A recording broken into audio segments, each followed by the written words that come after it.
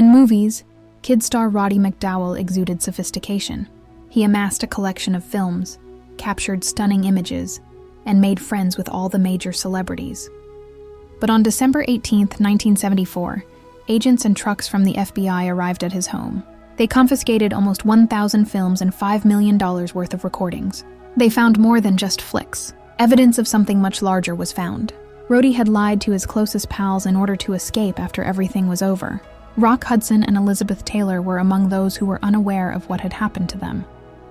On September 17, 1928, he was born in London's Herne Hill. His full name was Roderick Andrew Anthony Jude McDowall. His life has always revolved around the stage. His father was a Marine seaman named Thomas. His mother, Wilfredo, long aspired to be an actor but was never given the opportunity. Instead, she placed all her trust in Roddy. Long before he was 4 years old, Roddy was able to read and write poetry. At the age of 5, he began taking elocution lessons. His mother was determined to bring forth the best in him. When he was 10 years old, he starred in his first motion picture, Murder in the Family. Before he had left Britain, he had been in 16 films. During their 4 years at Hanover Academy, he and his sister Virginia won nearly every theater prize, and that was also his sister Virginia's dream. There was war after that. In 1940, when Roddy was just 12 years old, the Berlin bombs soared over Britain. As part of a massive effort to evacuate the area, during Operation Pied Piper, 5 million individuals fled to America, including his family. However, they only had $42 when they arrived in the U.S. due to wartime money regulations. His mother had to take care of the family after his father enlisted in the military. In the hopes that someone would notice him, Roddy was brought to talent agencies throughout New York. At that point, Hollywood noticed something very remarkable. Because of his narrative of fleeing the war and his flawless British accent, Rod stood out as Fox's new kid star. His film test was immediately sent to Hollywood. William Wyler immediately saw that Roddy had something unique when he viewed it. His debut American film, Manhunt, 1941, featured him as a young man who aids a person in escaping the Nazis. It was familiar. That same year, he was cast by Fox in the film How Green Was My Valley. Even though he was just 13, his performance in the film helped it win Best Picture at the 1942 Oscars, defeating Citizen Kane. For the film, the corporation invested $110,000 in creating an 80-acre township that resembled a Welsh mining town.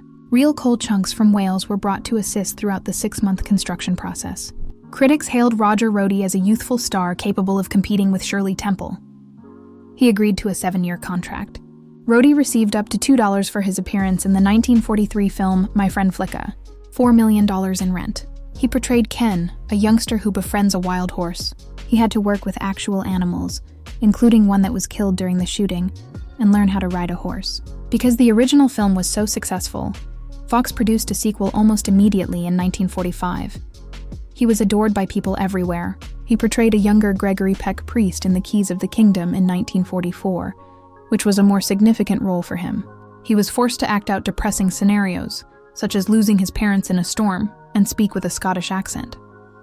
At the age of 16, he was already doing roles with a great deal of depth. Following that, Molly and I came out in 1945. Roddy portrayed a grumpy child who believed his father disliked him because he resembled his deceased mother. It was both humorous and depressing. In one scenario, he had to cry, and in another, he had to make faces. It was well received. Fan mail was pouring in. From the outside, he appeared to be just another youngster going through a difficult moment, as many other boys did during the war. Behind the scenes, however, things weren't simple. In 1944, Margaret O'Brien won the Academy Award for Best Young Actor, despite many people believing he had won. Now, Roddy was his family's primary provider. At the age of 16, he was earning $2,500 per week, which is a substantial sum of money in today's currency. He had little time for friends or a typical adolescent life because he worked 6 days a week. While many child celebrities lost their money, his mother kept it all. But he was nervous and missed his home because of the stress. People wanted to know if he could get over his child star persona as an adult. The first factor that brought about that transformation was the Broadway production of the play Compulsion, which ran from October 1957 to February 1958. The murder of Bobby Franks in 1924 served as its basis. Roddy portrayed the icy and crafty young man Arthur Strauss. He was replaced by Bradford Dillman for the 1959 film. However, his co-star Dean Stockwell remained. The actual murderer, Nathan Leopold, even attempted, but failed, to prevent the film's production. Nevertheless, Rod's performance on stage was noteworthy. He played a more sinister role in the 1960 film Midnight Lace. In contrast to the pleasant youngster he used to portray, Malcolm Stanley, the character he portrayed, was eerie and suspicious. Doris Day, a Golden Globe nominee, starred in the film, which had a $3 million budget. The audience saw a different side of Rod, and he added tension to every scene. That same year, Rhodey and Mordred, King Arthur's other son, joined the original Broadway cast of Camelot. Before someone else took over, he performed the role for 284 shows. A total of 873 performances of the show were made. He has a hit song called The Seven Deadly Virtues. Despite issues behind the scenes, the show was a success. His act earned him a Tony Award nomination, proving he was a true theater star. Then there was Cleopatra's Perplexity in 1963. Rhodey portrayed Octavius in the $44 million film, which at the time was the most costly film ever produced.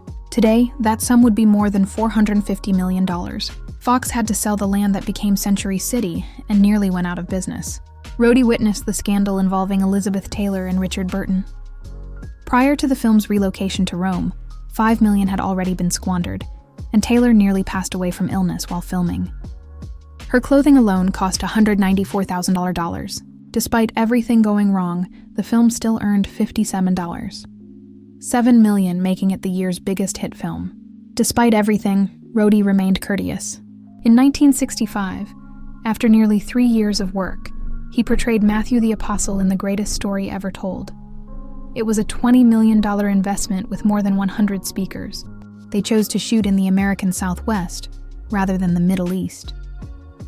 Among the well-known actors in the film were Max von Sydow, Charlton Heston, and Sidney Poitier. Despite the fact that it only earned $15, Rod's program demonstrated his growth despite losing money and having $5 million.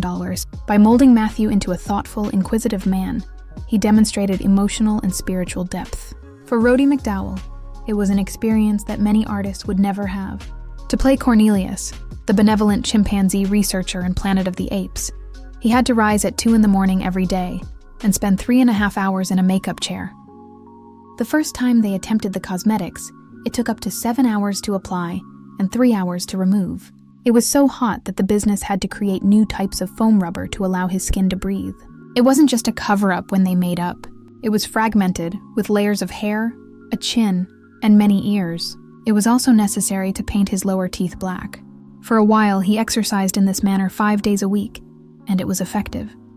It cost $5 when it was released in 1968. $8 million to earn. It was quite successful. Cornelius was his best-known character. His reputation for hard effort grew. But Rhodey didn't stop there. While everyone else went home, he continued to record behind the scenes with his 8mm camera. Everything that went into the makeup was documented by him. They were wearing complete orangutan masks, drinking via straws, laughing, and flying to the beach in helicopters. He even underwent the same drawn-out makeup procedure in 1974 in order to briefly air his documentary on The Carol Burnett Show. Rhodey remembered those days, but no one else did. The fact that he was documenting history was unknown to him. He returned for the May 26, 1971, release of Escape from the Planet of the Apes. He was a different person this time. He played Cornelius despite the fact that the plot was set in the 1970s. The film was about being persecuted and traveling back in time. It was more than simply movement now. It was a matter of emotion. That move came about because of Rhodey. The film became the most acclaimed continuation of the original series because of how beautifully he portrayed the role. Because it focused on the characters as much as the explosions, reviewers thought it was excellent.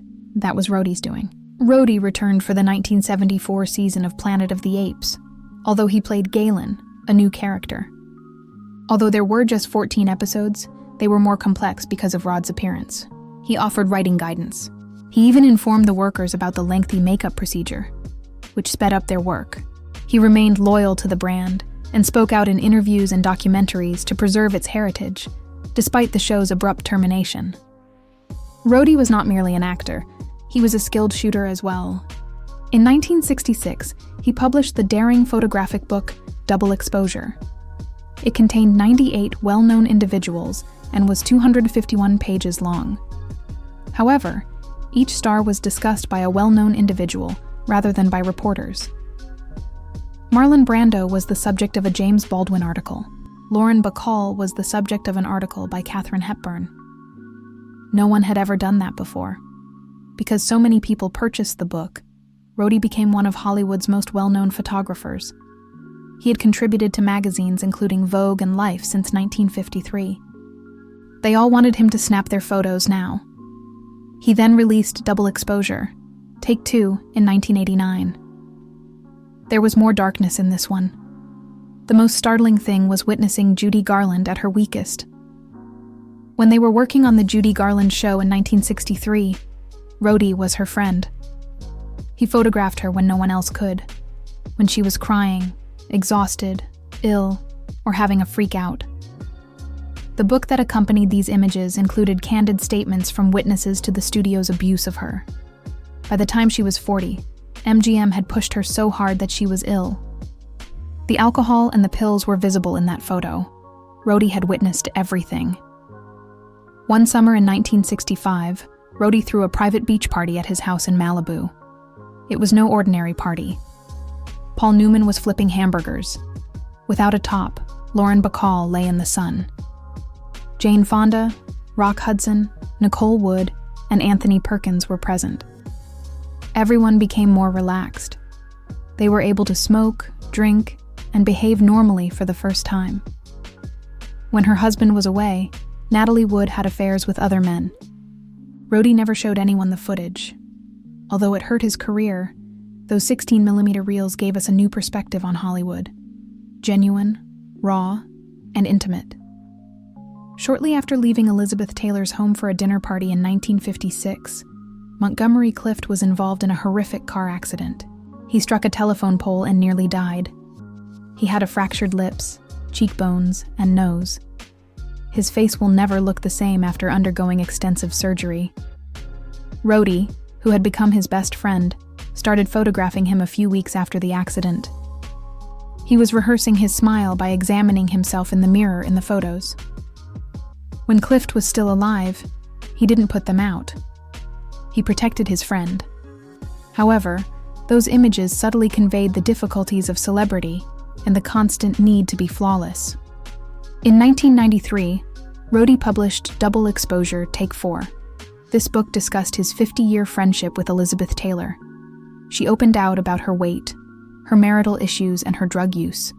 The images devastated me. That's how she described Richard Burton. I don't just love someone, I possess them. In one, she was seen crying following her divorce and without makeup.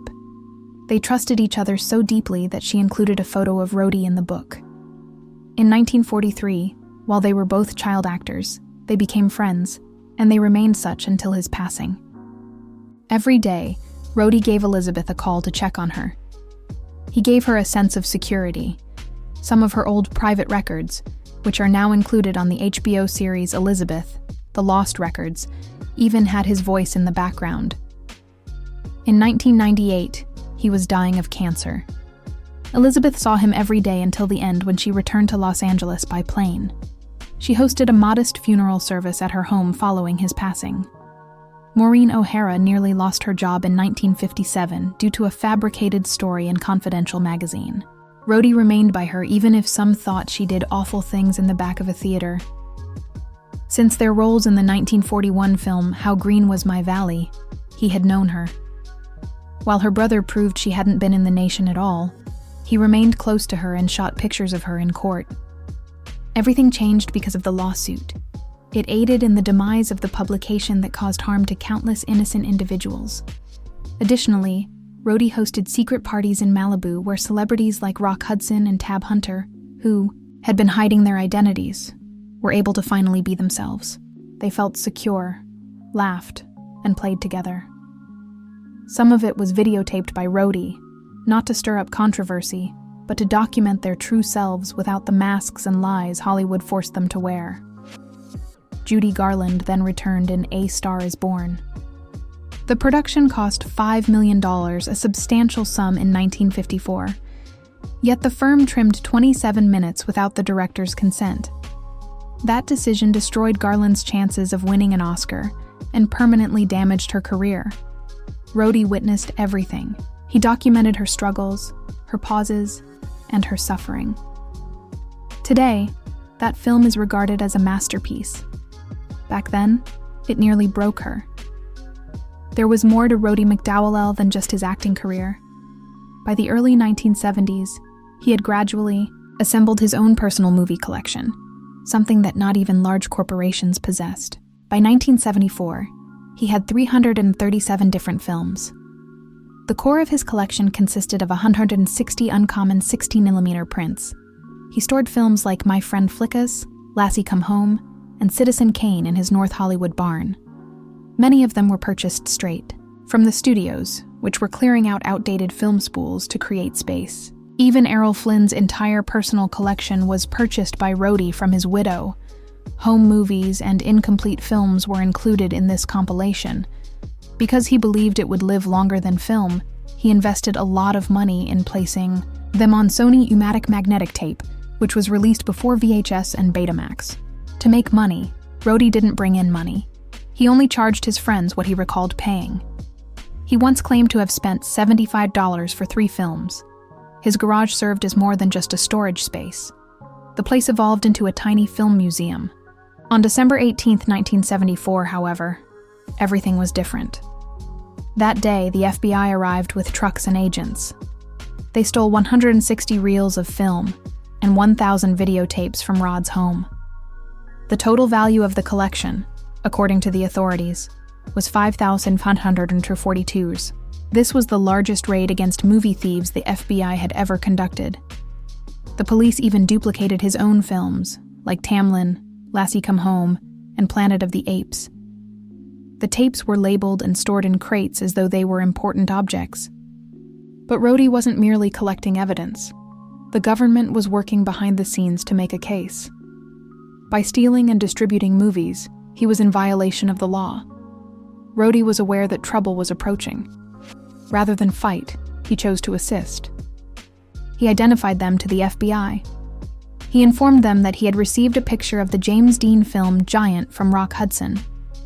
Dick Martin, Mel Torme, and Arthur P. Jacobs from the Planet of the Apes films were also included on the list. Certain names were crossed out on official documents.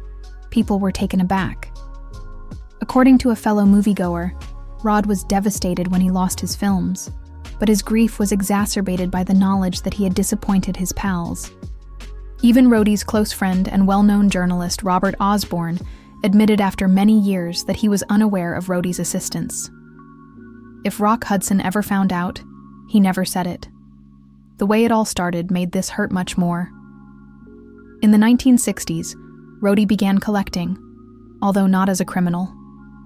He took this action to ensure safety. Old films that the studios deemed to be worthless were discarded. Roddy believed that these films ought to be preserved. He had no intention of making money. Having copies, he claimed, taught him how to behave. To improve his skills, he even preserved a replica of his death scene from Escape from the Planet of the Apes. But the law didn't give a damn. Even though he received payment for the tapes, he violated copyright rules by selling or sharing them with other admirers. Roddy's attorney informed him after the event that many of the prints were not truly his. 20th Century Fox and other businesses continued to do it. In June 1975, the case was dismissed by the government. Roddy was not prosecuted. The harm was done, yet there was no trial or jail term. He stopped hosting movie evenings. A few companions failed to return. Although he was exonerated, his name will always be associated with the raid.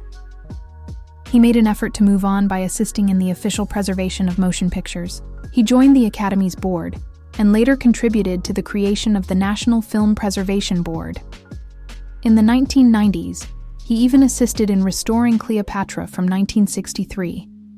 It began as a covert longing and evolved into a danger to all. Stealing something and saving it are not usually the same thing. Another aspect of Roddy's existence was unknown to most people. Through Elizabeth Taylor, Montgomery Clift got to know him in 1951.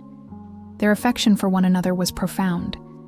To be close to him, Roddy traveled to New York.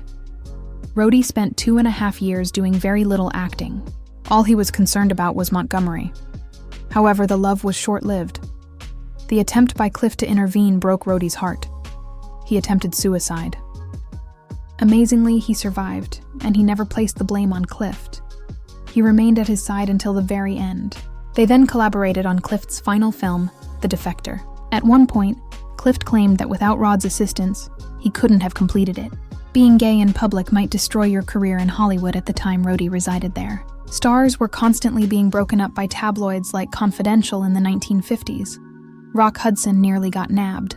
A lot of LGBT artists were represented by agency Henry Wilson. He disclosed the secrets of other clients to others in order to protect some of them. He even scared off those who sought to blackmail him by using police officers who weren't on duty. Roddy built a secure haven for himself when no one else was around, but he opted to be silent in public. He created a fearless environment in his home where both gay and heterosexual individuals could unwind. He took care to protect people's privacy. Despite knowing everything, he kept it to himself. He was frequently referred to as the Father Confessor in Hollywood. In 1965, Roddy purchased a Malibu beach house. He recorded private gatherings when celebrities appeared without security or cosmetics. Videos show Julie Andrews, Jane Fonda, Lauren Bacall, and Paul Newman strolling along the shore with their daughter. In the sun, other stars are simply unwinding. These weren't movie sequences. Those were genuine friendship days. Tab Hunter was another celebrity who kept his identity a secret. They grilled hot dogs, posed as though they were courting, and did picture sessions together while just wearing short shorts. Although risky, it was enjoyable. If the producers had seen the photo, it might have been the end of both their careers. Throughout his life, Roddy only produced one film. The name was inspired from a terrifying old Scottish legend. Ava Gardner portrayed the lead when it was released in 1967. It featured bizarre, hallucinogenic imagery straight out of the 1960s. However, the film's production company went bankrupt before it could be released. For 3 years, it was stored away. By the time it was released in 1970, it had been altered and disassembled. They even gave it new names, such as The Devil's Widow and Toys and Games. The film did not perform well. Nothing else was directed by Roddy. Reviewers were eventually able to see what Roddy had been attempting to create in 1998, when Martin Scorsese assisted in restoring the original cut. They called it a lost gem. By then it was too late. One of Rod's most significant jobs was in 1985. Peter Vincent, a vampire hunter, was the subject of the television series Fright Night. Since no one is interested in watching vampire killers anymore, the show was canceled. Rod's life was very similar to the role he performed. He had recently been dismissed from a really scary show, so he was feeling horrible. At the end of the film, he encounters actual vampires. The film's production costs came to $24. It became a fan favorite and sold 9 million copies. Young horror lovers adored him, and for a time it seemed as though he had returned. Funny enough, he was too busy directing Tamlin to be in Beneath the Planet of the Apes. It was the only Apes film in which he did not appear. When Roddy passed away on October 3, 1998, he left behind something significant.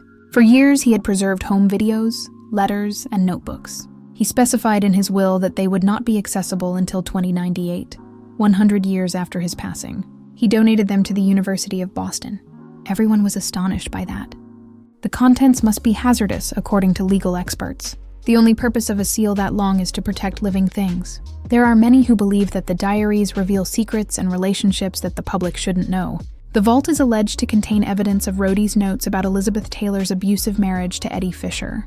It might also contain letters detailing how the entertainment industry concealed Rock Hudson's AIDS diagnosis. Roddy had known the truth about Hudson long before anyone else did, even though he passed away in 1985. He also had recordings of highly intimate moments with celebrities like Paul Newman, Natalie Wood, and Anthony Perkins, and home videos of Judy Garland at private parties when under the influence of narcotics. There is a part in Roddy's book that some individuals who knew him believe describes how he attempted suicide when Montgomery Clift ended their relationship. No one can read that post or any of the many others like it since they are locked away in an archive. Not quite yet, but in 2098 everyone will know for sure. One of the most fascinating, enigmatic, and devoted individuals in Hollywood history is still Roddy McDowall.